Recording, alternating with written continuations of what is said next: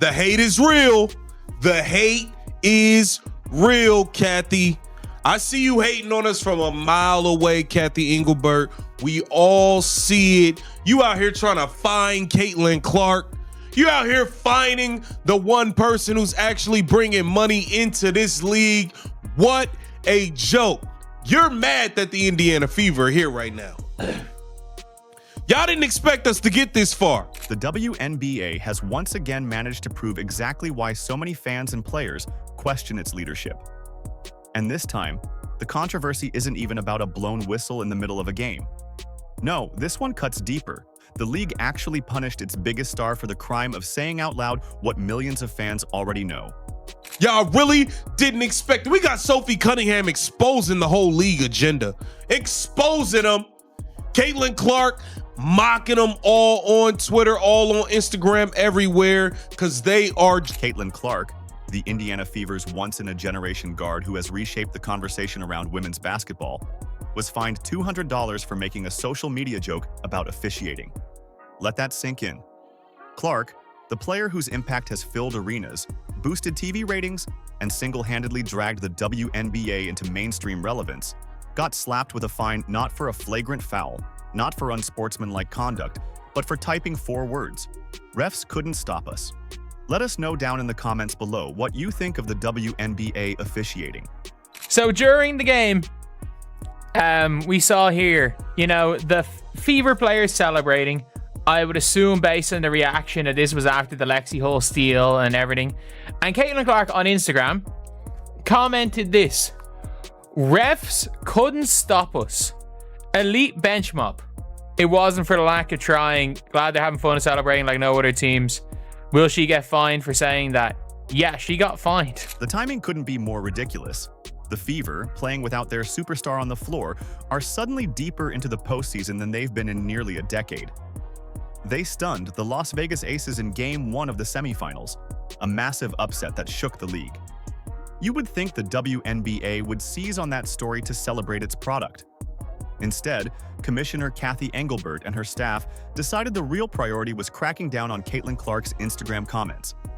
When you're on the WNBA's time or the NFL's time or the NBA's time, when you're on their time, criticizing the officials, calling out the officiating, I've seen players get fined for that.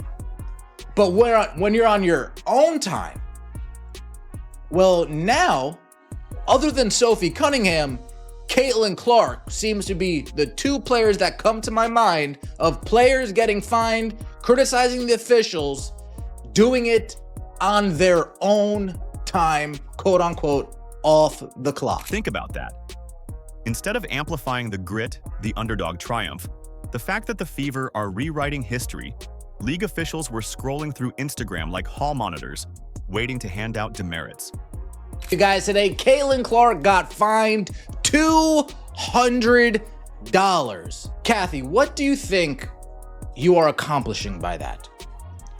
What kind of message do you think you're accomplishing by doing? You're not even making an example out of her by finding her an exorbitant amount of money. You are literally making a joke out of yourself by finding her such a little. Let's break down what really happened. The Fever's official account posted a photo of their bench unit celebrating after a recent win. Clark, still sidelined with her groin injury, dressed in street clothes but very much locked in with her teammates, commented twice. The first, elite bench mob. The second, refs couldn't stop us. That was it. 4 words, typed with the same humor fans have come to love from her. 4 words that mirrored what every Fever fan was shouting at their screens all season. And the league's response? A fine. What world do we live in? Like, I'm pretty sure she just said the refs can't stop them celebrating. This isn't even her going at refs. It's literally like if you say the word refs and you're an Indiana Fever player, you're going to get fined. If you say the word refs as a Fever player, the word referees has to be spoken, cannot be said by an Indiana Fever player, otherwise it's a fine. And the worst part is if they got fined for celebrating. So I don't think, only she got fined, not everybody. There's other people on the floor, everything. She's not, like, they're celebrating. The timeout's been called. or the foul's been called, it is what it is. It's laughable. A league that has ignored cheap shots on Clark all year. A league that's turned a blind eye to hard fouls that would have drawn flagrants in any other setting, suddenly found its backbone over a harmless social media post. That's not accountability. That's hypocrisy on full display. And we know how this works because Sophie Cunningham has told us how this works. If you talk about the refereeing, if you talk about the officiating on the InstaFace, on the TikToks, on the Twitters, any of that social media, in the public, in the interview, if you mouth it in the shower, Kathy Engelbert will peek in and look around at you and point at you and be like, you're fined. Even though she won't clean up the officiating in her trash-ass league? Okay. And here's where the absurdity goes to another level. Clark isn't even suiting up in these playoffs. Her second season was cut short after just 13 games. She's been out since July, watching from the sidelines while her teammates carry the torch. Yet even while rehabbing, even while wrestling with the frustration of not being on the floor, she somehow ended up in the league's crosshairs. What does that tell you? It tells you the WNBA isn't just struggling with officiating, it's actively trying to muzzle the one person who has the courage to call it out. Clark's reaction to the fine summed it up perfectly. She went to Twitter, posted a screenshot of the so-called offense, and wrote, "Got fined $200 for this LOL." She even threw in some laughing emojis and promised the Fever bench would be even louder in the next game. That's what true leadership looks like, taking a slap on the wrist and turning it into fuel for the locker room. And of course, Sophie Cunningham piled on with humor of her own, joking that maybe they should start a GoFundMe to cover Clark's massive financial burden. The WNBA definitely got to play these women more. You got to pay these women more. Because what the hell is a $200 fine? This picture right here is giving me Mom Made Pizza Rolls vibes. Mom Made Pizza Rolls and everybody. Caitlin Clark was fined $200 for her comments she left on the IG post. She said refs couldn't stop us, meaning they advanced to the next round despite the refs trying to throw them a curveball every game, despite having to play against the refs. And the league said, "Oh hell no, you gotta run me that. You gotta run me that 200. You got to run me that 200." Here's the thing. Everyone knows the money isn't the issue. Clark's base WNBA salary hovers around $80,000, but she's pulling in millions upon millions from endorsement deals with Nike, Gatorade, and every major brand that recognizes she's the face of women's sports. A $200 fine to her is like dropping a penny in a fountain. The sting isn't financial, it's symbolic. The league isn't sending her a bill, it's sending a message. Don't you dare challenge us? But here's the kicker. The message completely backfired. Because all this fine really did was expose the WNBA's misplaced priorities. Instead of dealing with the very real officiating crisis that's been obvious to anyone who's watched a game this season, Engelbert's office is punishing the player who dared to name the elephant in the room. And let's be real, Clark's comment wasn't even remotely out of bounds. She didn't attack a specific official. She didn't curse, didn't rant, didn't throw shade at the league directly. It wasn't personal. It was a cheeky one-line observation that reflected what fans were already saying. The Fever overcame both the aces and the officiating. That's not misconduct. That's common sense. That Sophie has got jokes. She retweeted this. That's really going to break the bank for her. Starting a GoFundMe now. Sophie, you got jokes.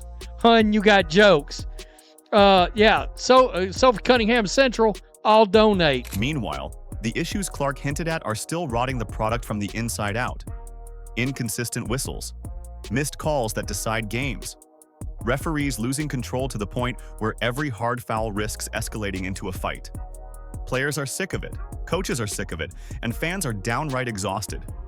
We've seen entire games derailed by officiating disasters. The infamous Fever versus Sun showdown that spiraled into 5 technicals and multiple ejections being just one example. And yet the league would rather police Instagram than fix the actual problem. To make matters worse, the optics are humiliating. While Clark was being punished for speaking a simple truth, the Aces were busy celebrating Aja Wilson's 4th MVP award. Imagine that contrast. On one side, the league's most decorated veteran, showered with praise. On the other, the league's most popular player, fined for speaking her mind.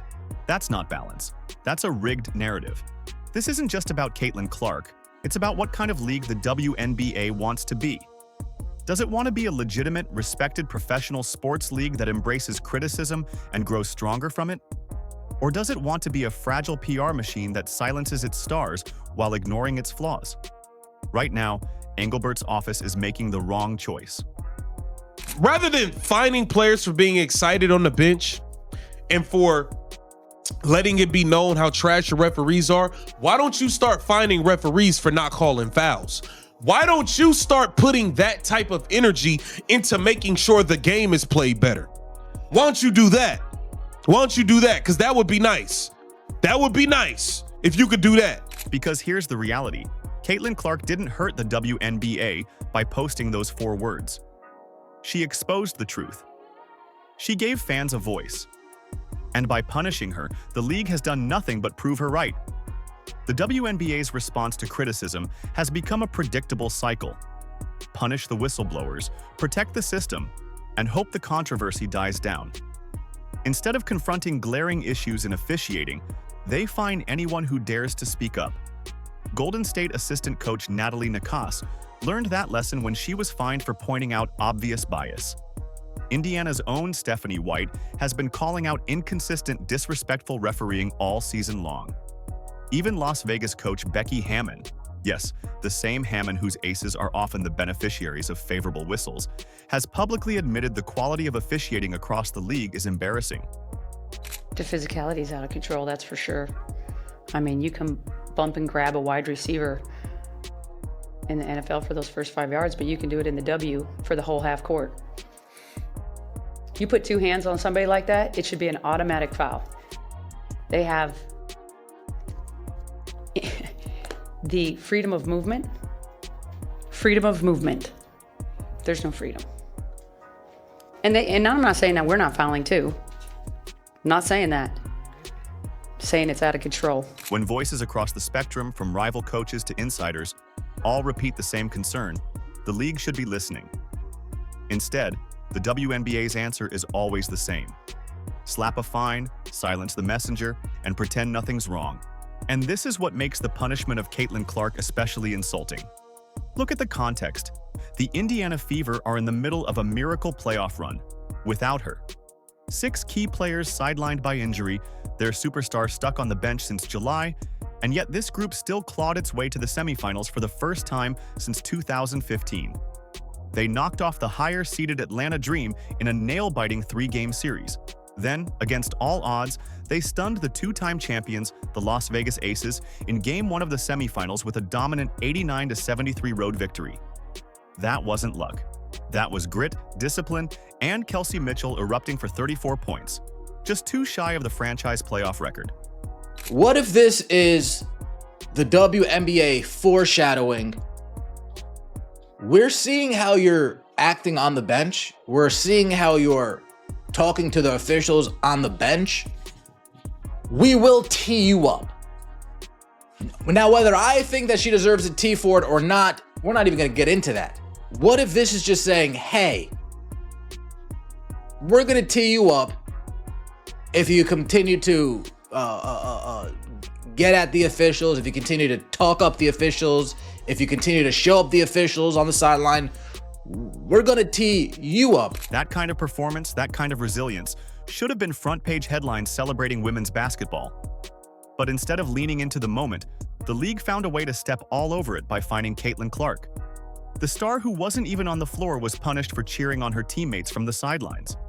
Imagine how tone-deaf you have to be to turn what should be a feel-good story into another controversy about league leadership. Meanwhile, look at the double standard playing out in real time. On one side, A'ja Wilson. She's crowned MVP for a record 4th time, celebrated as the polished face of the league. On the other side, Caitlin Clark, the player who drives ratings, ticket sales, and merchandise like no one else, fined for 4 words typed on Instagram.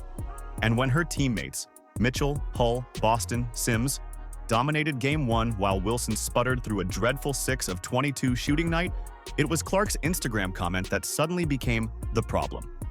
The Aces couldn't stop her. I actually don't think that the Aces perimeter, honestly, defense or offense is very good, but specifically defense, they just couldn't find an answer for Kelsey. They were sending two on her at different times, but the Fever were running cutters. Kelsey was making her way to the rim. Now, I will say the Aces defense is scary around the rim because you have somebody like Asia who averages over 2 blocks a game, and she's just there waiting and ready to block your shot if you get too close to the rim.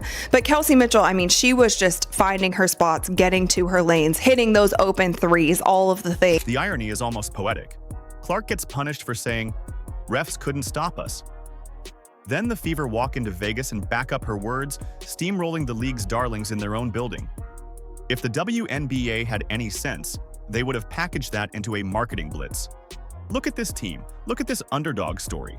Look at the future of women's basketball. Instead, they doubled down on their obsession with silencing criticism. It's as if Engelbert and the league office are allergic to good publicity. This fine isn't just a bad look. It's a masterclass in how not to run a professional league. Rather than championing stars who bring unprecedented attention to the sport, they nitpick, control, and stifle. Rather than addressing officiating, the one issue uniting fans, players, and coaches, they punish anyone bold enough to speak the truth. It's the same backwards mentality that has haunted women's sports for decades. Keep the players compliant, maintain authority, and sacrifice growth if it means preserving control. And the most maddening part? It didn't have to be this way. If the league had invested half the effort into fixing officiating as they did into monitoring Caitlin Clark's Instagram, this entire controversy would never exist. Accountability for referees, consistent training, actual transparency, any of those measures would give players confidence. Instead, they bury their heads in the sand while the players carry the weight. All the money that Caitlin Clark has generated for this league, all the tickets sold, all the jerseys, all the record revenue of the ratings, the television deal, and they're going to put their hands in her pocket for $200 for this. I'm like, hey man, do we need to call the armored guard? Do we need to have all this? And we need to deliver it directly to Kathy Engelbert's office. As a matter of fact, Caitlin Clark herself should be able to make an appearance, and she should do how Ice Cube did, when he used to run up into record labels. I'm saying, bring a bat. Caitlin, bring a bat. Bring the black Air Force. Caitlin Clark's reaction to the fine proves why she's more than just a basketball player. She's a cultural force. She laughed it off, promised her bench would keep bringing the energy, and showed fans exactly why she's adored. She refuses to bow to league bureaucracy. She refuses to let pettiness distract her from supporting her team. And she refuses to let Kathy Engelbert or anyone else muzzle her voice. That's leadership. That's authenticity. That's why her fans rally behind her in ways no WNBA player has ever experienced before. But the tragedy here runs deeper than one $200 fine. The WNBA had a golden chance to build momentum off Clark's impact and the Fever's improbable playoff run. They had the storylines, the characters, the energy, and instead of amplifying it, they sabotaged themselves with pettiness. This isn't just a missed opportunity. It's a window into why women's basketball has struggled to grow under Engelbert's watch. Every time the league gets a chance to lean into progress, it prioritizes control. Every time it should listen to its stars, it silences them. It is madness. It is madness. And I mean this.